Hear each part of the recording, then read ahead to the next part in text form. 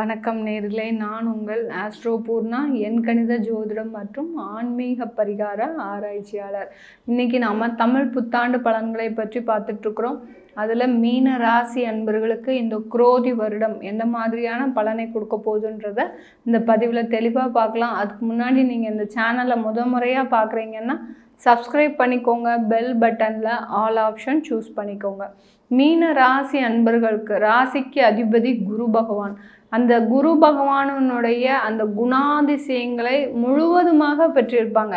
இதுதான் இல்லை அதுதான் இல்லை, ஒரு நேர்மையான ராசி அன்பர்கள்னு சொன்னால் இந்த மீன ராசி அன்பர்கள் தான். அதே சமயத்தில் இவர்களுடைய ராசி அதிபதி குருன்றதுனால மற்றவர்களுக்கு எந்த விதமான ஒரு சூழ்நிலையாக இருந்தாலும் சரி, அதை மீண்டு வெளியில் வரக்கூடிய அளவிற்கு ஒரு அறிவுரையை வழங்கக்கூடியவர்கள் இந்த மீனராசி அன்பர்கள். அந்த குடும்பத்தில் இருக்கிறாங்கன்னா இவங்க பேச்சை கேட்டாங்கன்னாலே அந்த குடும்பத்தில் இருக்கக்கூடிய நபர்களுக்கு வரக்கூடிய பிரச்சனைகள்லேருந்து ஈஸியாக வெளியில் வந்துடுவாங்க.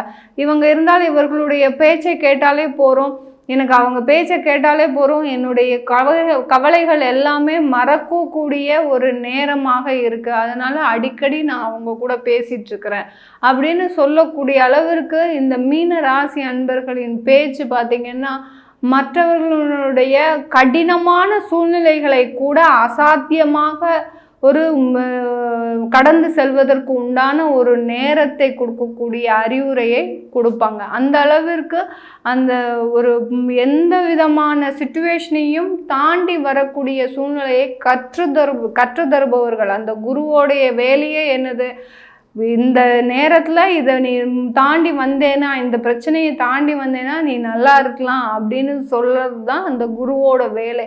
அந்த அளவிற்கு இந்த மீன ராசி என்பவர்கள் மற்றவர்களுக்கு ஒரு நல்ல அறிவுரையை கூறக்கூடியவர்கள். அண்ணா இவர்களுடைய வாழ்க்கையில் நிறைய தவறை தான் செஞ்சுருக்கிறாங்க இந்த மீன ராசி என்பவர்கள். மற்றவர்களுக்கு அறிவுரை கொடுத்தாலும் கூட தன்னுடைய வாழ்க்கையில நிறைய ஏமாற்றத்தை கடந்த காலத்தில் சந்திச்சிருக்கிறீங்க. இன்னும் உங்களுக்கு 7.5 சனியே வரலை, இப்போதைக்கு உங்களுக்கு விரைய சனி தான் நடந்துட்டுருக்குது. இந்த தமிழ் புத்தாண்டு வருடத்தில் பார்த்திங்கன்னா இந்த வருடம் ஆரம்பித்த முதல் மாதத்துலேயே பார்த்திங்கன்னா உங்கள் ராசியிலேயே 4ஆம் வீட்டு அதிபதியான அந்த புதன் பகவான் வீற்றிருக்கிறார். அடுத்து ராகு அங்கே தான் இருக்கிறார், ராசியிலே இருக்கிறார். கடந்த ஒரு 1.5 வருடமாக மிகுந்த மனக்குழப்பத்திற்கு ஆளாகி இருக்கிறீங்கன்னு தான் சொல்லணும் இந்த மீன ராசி அன்பர்கள். இந்த தொழில்னால மிகுந்த மன உளைச்சல். நம்ம இன்னைக்கு வருமானம் தொழிலுக்கு நம்மளுக்கு உண்டான வாய்ப்பு வரும், நம்மளுக்கு பணம் முதலீடு வரும், இப்படி நினைத்து எதிர்பார்த்து நீங்கள் சும்மாவே உட்காந்துட்டு இருந்த காலங்கள் அதிகம், மாதங்கள் அதிகம்.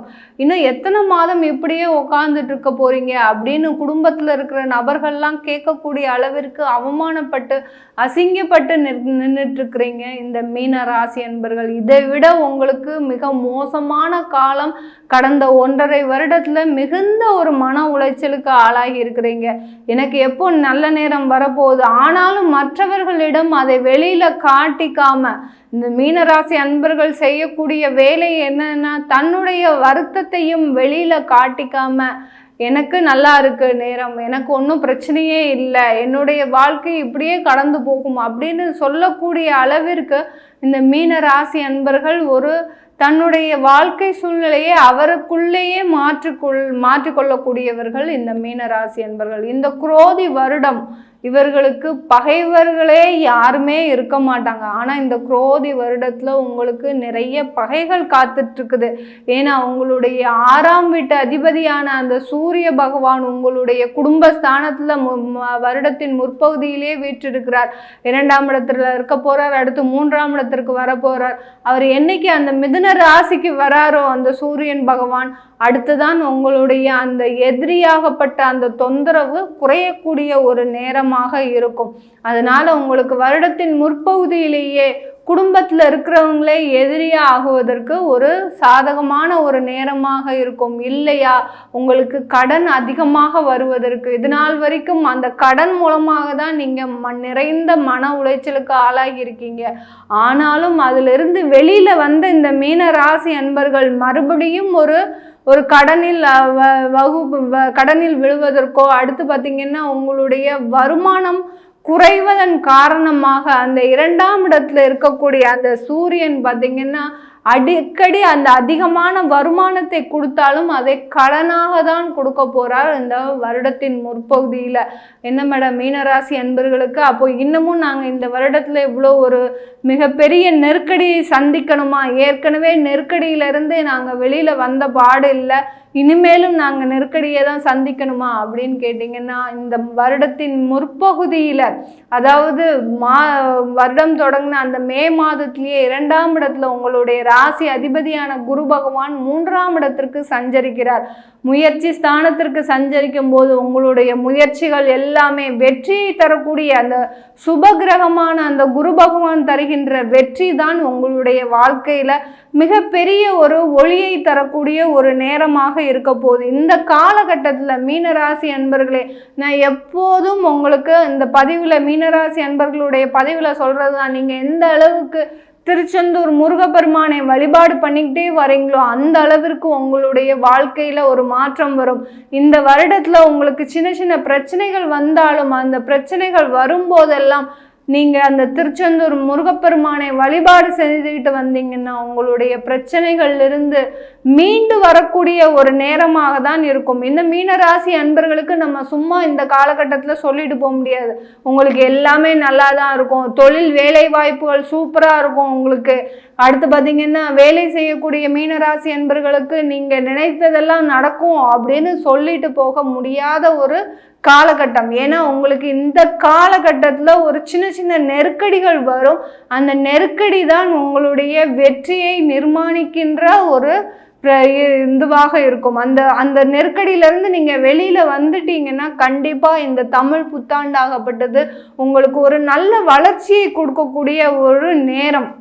ஏன்னா உங்களுடைய 4ஆம் வீட்டு அதிபதியான அந்த புதன் பகவானும் வருடத்தின் முற்பகுதியிலேயே அடுத்து குடும்பஸ்தானம், முயற்சி ஸ்தானம், அடுத்து அவருடைய 4ஆம் இடத்திற்கே வந்துருவார். அப்படி இருக்கும்போது உங்களுக்கு வருமானமாகப்பட்டது நிலைத்தன்மையோடு அந்த ஒரு நிரந்தர வருமானம் உங்களுக்கு இருந்துகிட்டே இருக்கும் போதும் சில பிரச்சனைகள் நீங்கள் இது நாள் வரைக்கும் செய்த அதாவது கடந்த 2 வருடமாக செய்த ஒரு சில பிரச்சனைகள் உங்களுக்கு தீர்வுக்கு வரக்கூடிய நேரம். அந்த நெருக்கடியை கொடுத்தாதான் உங்களுக்கு அந்த பிரச்சனைகளிலிருந்து வெளியில வரக்கூடிய ஒரு நேரமாக இருக்க போது இந்த மீன ராசி அன்பர்களுக்கு.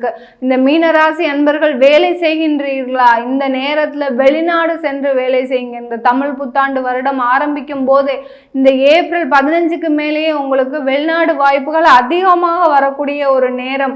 வெளிநாடு சென்று வேலை செஞ்சீங்கன்னா, ஏன்னா அந்த சந்திரன் கூட ராகு இருக்கும்போது வெளிநாடு சென்று வேலை செய்யும் போது உங்களுடைய மதிப்பும் மரியாதையும் உங்களுக்கு அதிகமாக இருக்கும். அதை விட்டுட்டு நீங்க நான் எங்க படிச்சனோ அங்கேயே நான் வேலை செய்யணும், என்னுடைய பெற்றோர்கள் உடனே நான் இருக்கணும் அப்படின்னு நினைச்சீங்கன்னா கண்டிப்பா அந்த இடத்துல மிகுந்த ஒரு பிரச்சனையை கொடுக்கக்கூடிய நேரம். நீங்க எங்க இருக்கிறீங்களோ அந்த இடத்தை விட்டு ஒரு மாற்றம் செய்தீங்கன்னா கண்டிப்பா அந்த ஒரு வருமானமும் அதிகரிக்கும், உங்களுடைய மதிப்பும் மரியாதையும் அதிகரிக்கக்கூடிய ஒரு நேரமாக தான் இருக்க போது இந்த மீனராசி அன்பர்களுக்கு.